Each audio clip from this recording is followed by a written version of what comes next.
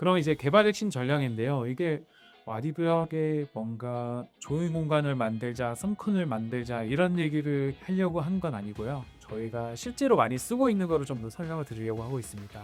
크게 두 가지 전략을 말씀드릴 것 같아요. 첫 번째는 주차 전략입니다. 서울에서 저희가 많이 건축이나 리모델링, 용도 변경을 진행을 해보면 보통 주차 대수 미달로 용도 변경이 안 되거나 그런 경우들이 꽤 많이 있습니다. 근데 저희는 예외 법규를 적극적으로 이용을 하고 있고요. 그 예외 법규가 첫 번째, 5년 이상의 연면적 1000제곱미터 미만의 건축물은 용도 변경 시 특별 용도가 아니라면 주차 대수 확보 의무가 면제됐다고 보시면 될 것 같습니다. 그래서 이 점을 좀 이용을 해서 실제로 기존에 용도 변경이 안 됐다, 업무 시설의 용도 변경이 안 됐다 건물을 저희가 주차 대수 확보 의무를 하지 않고 면제받고 용도 변경을 한 많은 사례가 있고요. 두 번째, 소수점의 마법이라고 그러는데 주차량법을 들여다보면 두 가지 경우가 있습니다. 첫 번째, 중축시 늘어나면 주차 대수가 0.5대 미만이면 0대로 보는 거고요. 용도 변경 시 주차 대수가 1대 미만이면 0대로 처리한다는 규정이 있습니다. 이 규정을 활용을 해서 저희는 주차 대수 때문에 용적률을 다 못 찾아 먹는 건물의 경우를 주차 대수가 조금 널널한 아이템으로 초기 인허가와 사용 승인을 받아놓고 그 이후에 바로 용도 변경을 진행을 해서 주차 대수를 추가로 확보하지 않고 개발하는 많은 프로젝트들을 수행하고 있다고 보시면 될 것 같아요. 그리고 세 번째가 부서주차장 설치 제한입니다. 서울 같은 경우에는 부서주차장 설치 제한 지역이 약 10개 지역으로 한정이 되어 있고요. 이 지역은 상업과 준주거에만 한정을 하고 주거 용도는 예외로 보시면 될 것 같습니다. 이런 지역에는 법적 주차 리스크가 의무사항이 없기 때문에 실제로 개발하는 데 있어서 주차가 필수가 아니라면 주차 없이 개발하는 사례도 많이 있다고 보시면 될 것 같습니다. 두 번째는 미래가치 창출을 위한 용도 전략인데요. 최근에 사용 승인난 많은 건물들을 좀 들여다보면 지금 당장의 용도가 괜찮다고 장애인 편의시설 기준을 좀 낮게 세팅을 하고 사용 승인 받는 많은 건물들이 있습니다. 예를 들어서 근린생활시설의 사무소는 장애인 편의시설 혐의 대상이 아니기 때문에 문 사이즈를 800 정도로 해서 사용 승인을 받아 넣습니다. 근데 이거는 그 해당 업체가 나가고 다른 용도로 용도 변경을 하려고 그러면 용도 변경이 되지 않아서 화장실 공사를 새로 하셔야 되는 그런 경우들이 많이 생긴다고 보시면 될 것 같아요. 그래서 초기에 신축이나 아니면 리모델링을 계획하신다면 미래에 어떤 용도로 바뀔지 모르니까 이런 기준들은 좀 널널하게 좀 맞춰 놓으시는 게 좋을 것 같고요. 그 다음에 500제곱미터 규정이라고 있는데 한 2년 전쯤에 대법원 판례가 좀 바뀌었다고 보시면 될 것 같아요.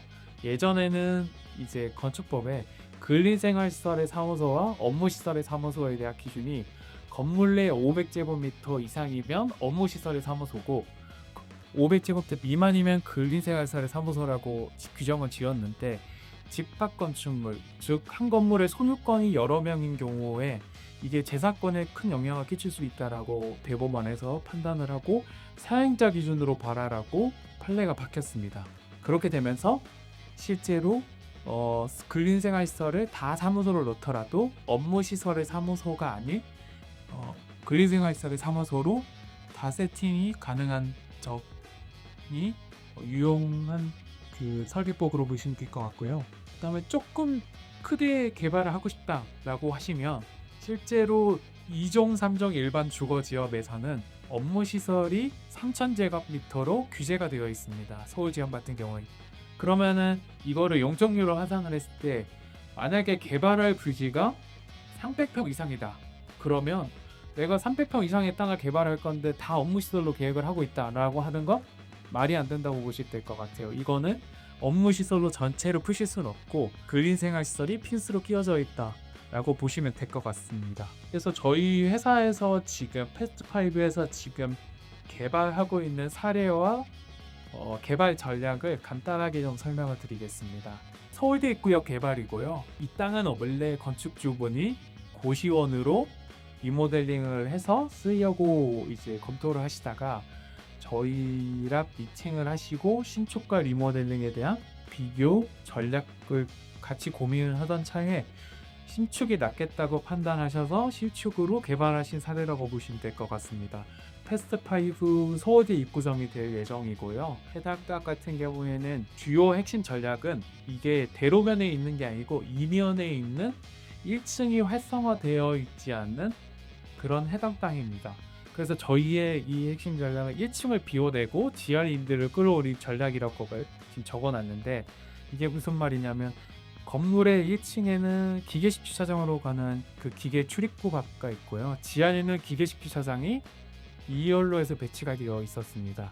이게 지하의 기계식 주차장에 들어가면 실제로 지하에서 쓸 수 있는 층고의 높이가 3m밖에 나오지 않아서 이거는 임대에 좀 크게 문제가 있다라고 보여졌어요. 그래서 건축주가 할 수 있는 선택은 사실 지하 공간을 임대 공간에서 다 제외시키는 걸로 처음에 생각을 했었는데, 저희가 드린 제안은 1층의 임대료가 지상층 다른 층의 임대료와 크게 다르지 않기 때문에 차라리 1층을 다 비워냈고 지하 1층이 3m밖에 나오지 않는 공간을 1층에 4m와 결합을 해서 7m의 높은 호텔 라운지 같은 그런 공간을 만들어 지하 2층의 인테리어를 용적률에 포함시키지도 않고 임대료를 끌어올리자 라고 하고, 1층에서 비어낸 여적률은 위에서 상호 공간으로 찾아 먹자 라는 전략으로 했고요. 해당 전략 덕분에 그 임대료에 대해서 10% 이상 올린 전략으로 건축 주문이 상당히 마음에 들어 쳤습니다. 지금 현재 제 토시도 이미지고요. 지하 공사를 하고 있는 단계입니다. 그리고 강남구청 옆 재개발관인데요. 이거는 기존의 오피스텔 건물이었는데 이제 건축법에 보면 내 앞에 있는 도로가 4m 도로다라고 하면 개발에 대해서 2000제곱미터 제한이 걸려 있게 되었습니다. 즉 4m 도로밖에 접해 있지 않으면 아무리 땅이 넓다고 하더라도 2000제곱미터 이상으로 개발하실 수가 없어요. 그래서 이거를 저희랑 미팅 중에 저희가 해당 땅을 2개로 쪼개고 각각의 건축물을 만들어서 합병 건축으로 한 건물처럼 쓰자라는 전략으로 제안을 드렸고, 해당 땅은 그렇게 돼서 사업성이 25% 이상 증가됐다고 보시면 될 것 같아요. 그런 전략으로 지금 현재 인허가 완료하고 착공 준비 중이라고 보시면 될 것 같아요. 그래서 이게 한 건물처럼 보이지만 지금 가운데가 코어고요. 배단실과 승단기 그리고 양쪽으로 사무 공간을 해서 간 구조라고 보시면 될 것 같습니다. 해당 시설도 저희가 톡으로 개발 단계에서부터 입점 협의를 하고 입점 홍성을 짓고 개발하고 있다고 보시면 될 것 같습니다. 세 번째, 합동협 개발이고요. 해당 땅에 대한 전략은 결국에는 그리생활시설이 가지고 있는 주차 대수를 최대한 더 확보하자라는 전략으로 접근을 했습니다. 그래서 실제 법적 주차 대수는 6대지만 저희는 6대를 1층 평면을 플렉스블하게 좀 계획을 해서 실제로 10대까지 주차되는 전략으로 개발했다고 보시면 될 것 같습니다. 해당 땅은 지금 현재 인허가 진행 중이고 빠르면 이번 달 안에 허가 완료될 것으로 보입니다. 이런 이미지라고 보시면 될 것 같습니다.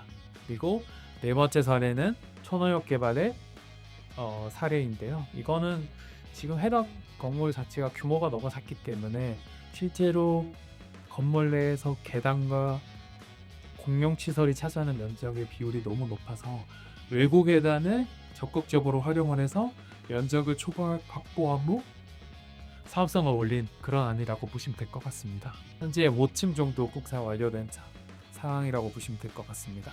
언주역 개발권은 실제로 이제 건축주분들이 대부분 동일한 상황인데 신규로 토지 매입과 건축물을 매입하면서 개발하시는 분들은 하루하루가 전부 다 이자가 다 돈이라고 저희가 보여지기 때문에 해당 땅은 인허가 단계 접수 전에 토지 소유권을 넘겨받기 전에 이미 설계를 끝내고 허가권자와 협의가 끝나서 실제로 인허가에 걸리는 기간이 보통은 4주 정도 저희가 보는데 2주로 끄는 그런 상이라고 보시면 될 것 같습니다. 그래서 현재 봉사 중이며 2007년 3월에 준공 예정입니다. 해당 건물도 토지 매입 단계부터 저희에 대해서 입점 검토를 하셨고 입점 협의 그리고 입점 계약을 매입과 동시에 체결했다고 보시면 될 것 같아요. 그래서 준공 후에 공실에 대한 리스크를 최소화시켰다라고 보시면 될 것 같습니다. 그리고 양재동 사업개발 입다, 이게 제가 앞서 말씀드렸던 저희 전략을 적극적으로 사용한 건데요. 기존에 다른 건축사 사무소한테 규모 검토를 받으셨을 때 상업지구인데도 땅이 너무 협소하고 주차장을 만들 수 있는 환경이 아니라 실제로 용적률이 많이 남았음에도 7층으로 계획을 했었던 건물이고요. 그리고 나서 저희랑 미팅을 통해서 준공 후에 바로 연구 변경을 하는 플랜으로 계획을 했습니다. 그래서 7층짜리 건물이 10층으로 바뀌었다고 보시면 될 것 같아요. 그래서 해당 땅은 근린생활시설과 교육연구시설로 저희 패스트5 입점 건물은 아니고 화장품 회사의 사업이라는 점을 저희가 감안을 해서 화장품 회사라 이제 화장품을 제조하는 R&D 업종도 필요하다라고 해서 교육연구시설을 대부분 채웠고요. 그리고 밑에를 근린생활시설로 구성을 했습니다. 그리고 준공 이후에 5년이 지난 다음에 해당 땅이 1000제곱미터 미만이라는 점을 살려서 전체 용도 변경을 하는 걸로 계획을 하고 있습니다. 그러면 주차 대수를 최대로 만들고 용적률대로 다 찾고 그런 플랜으로 검토를 하고 지금 현재 지하 공사 진행 중입니다. 그리고 저희가 패스트5가 공유 오피스이긴 한데 저희가 같이 하고 있는 사업은 공유 주거 사업도 하고 있습니다. 그래서 해당 땅을 가지고 있던 건축주문은 앞서 처음에 사례로 말씀드렸던 서울대 입구역 건축주문과 동일 건축주고요. 서울대 입구역 건축의 진행 과정을 너무 마음에 들어 하셔서 기존의 상도동 땅도 개발을 했으면 좋겠는데 업무 시설로 하기엔 사업성이 안 나올 것 같다라고 하셔서 저희가 갖고 있는 공유주거지설을 넣어서 개발한 사례라고 보시면 될 것 같습니다. 그래서 근린생활시설을 최소화해서 추후 공실의 리스크를 줄였고 공유주거를 결합을 해서 수익성과 안정성을 갖고 개발한 사례라고 보시면 될 것 같습니다. 그러면 개발 프로세스에 대해서 좀 설명을 드리자면 일반적으로 많이 알고 계시는 개발 프로세스가 왼쪽에 있는 그 진행 과정이라고 보시면 될 것 같아요. 매물을 먼저 검토하고 신비로 매수를 하셨다라고 하면 이제 중개사무소로부터 물건을 추천을 받고 이거를 건축사한테 규모 검토로 요청을 받고 그리고 마음에 들지 않으면 또 신규 물건을 찾고 이 과정이 계속 반복됐다고 보시면 될 것 같아요. 이렇게 진행을 하다가 좀 괜찮아지면 실제로 건축 시공을 들어갑니다. 근데 설계가 끝나고 시공이 들어가는데 시공사를 선정할 때 갑자기 봉사비가 나는 900만 원을 생각했는데 1000만 원, 1200만 원이 나올 거예요. 그러면 이거는 그냥 설계가 들어갈 가능성이 되게 많거든요. 그러면 그 단계에서 V라고 하는 공사비 절감을 시행을 하셔야 됩니다. 그러면 이 과정에서 계속 왔다 갔다 다시 돌아가고 여러 과정을 거친다고 보시면 될 것 같고 준공을 하고 나면 고민이 시작되시는 거예요. 이게 임대를 놓고 그리고 또 나가면 중개가 되고 또 임대가 되고 이 계속 반복된다고 보시면 될 것 같습니다. 하지만 패스트5 개발 프로세스는 개발 단계에서부터 그러니까 매물 검토 단계에서부터 위탁운영 계약을 합정으로 만들어서 같이 계약한다고 보시면 될 것 같아요. 그래서 건축 설계, 시공, 위탁운영 이 모든 거를 패스트5에서 올인원으로 진행한다고 보시면 될 것 같습니다. 이렇게 함께 진행을 하다 보면 설계, 시공, 인테리어, 중복 공사를 사전에 절감을 하실 수가 있고요. 그리고 패스트5가 운영하는 위탁 운영 기간 10년 동안의 중개 수수료도 발생되지 않는다라고 보시면 될 것 같습니다. 그래서 이렇게 되면 이제 일반적인 공사비 대비에 약 15% 정도의 절감 효과가 있고요. 그 다음에 설계, 시공, 인테리어 관계에서 저희는 이 중간중간에 딜레이가 없기 때문에 약 3개월 이상의 기간을 단축할 수 있다라고 보시면 될 것 같습니다. 저희가 대학 이후에 어떤 표현을 드리냐면 기존에 건축을 하시는 건축주분들이 알고 계신 건 설계비, 그 다음에 공사비, 하수도 원이자 고등학교 요 정도는 알고 계신데 실제로 그 비용 말고 신축 설계를 하기 위해서 공사까지 가기 위해서 수없이 많은 비용들이 발생이 됩니다. 근데 이 비용들은 대부분 건축사 사무소와 시공사에서는 안내를 해드리지 않아요. 그래서 요거는 중간중간에 영수증과 고지서가 나오면 건축주한테 전달하고 납부해주세요 이렇게까지만 말씀드립니다. 그러면 실제로 대부분 대출을 받아서 개발 플랜을 짜시는데 몰랐던 돈들이 생각보다 많이 터져나올 수밖에 없습니다. 그러면은 매거 금융 플랜을 다시 짜셔야 되고요.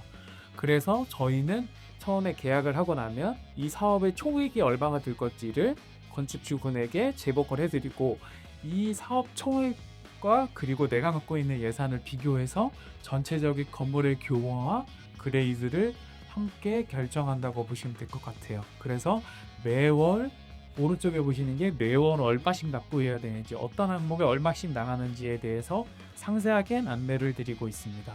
그리고 계약이 되고 이런 것들 다 진행이 되면 저희는 기본적인 원칙이 이 땅에서 해볼 수 있는 건 다 해봤다 라는 그런 피드백을 받는 걸 제일 좋아합니다. 그래서 해당 규모로 어떤 규모로 가면 되고 어떤 용도로 가고 주차장을 몇 대가 되면 되는지 매트릭스 구조로 해서 모든 옵션을 검토해서 건축주와 함께 진행을 합니다.